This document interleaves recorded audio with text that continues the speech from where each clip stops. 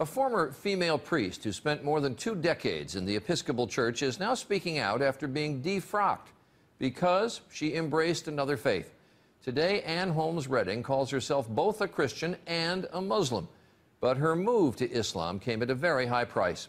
Dan Harris reports on this woman's test of faith. Ann Holmes Redding was an Episcopal priest for 25 years until a radical test of faith.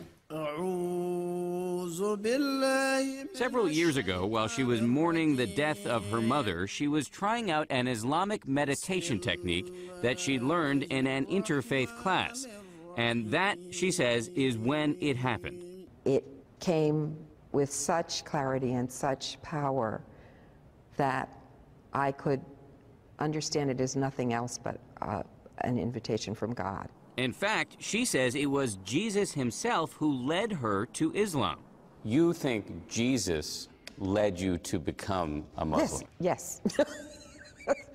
Yes. You're laughing. Because I know it doesn't make sense to people. Now, Redding not only prays in church, but she also prays 5 times a day to Allah. In Islam, Jesus is viewed as a prophet. Yes. Not as the Son of God. Yes, you're right. So yours is a radical rethink of the Christian scriptures, a rethink that a lot of people would call heretical. Yes, and do. Loudly.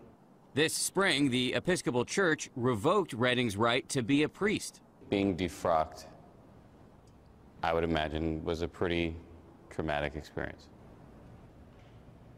Yes, that's an understatement. To imagine not being involved intimately in the lives of believing people, helping them understand their relationship and calling, baptizing babies.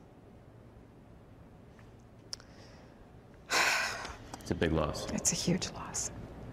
Redding admits she still struggles to explain her transformation, even to herself. I am the one who's going to have to answer for this. I'm the one who's going to have to answer for what I've done with my life. And do you feel confident about that moment?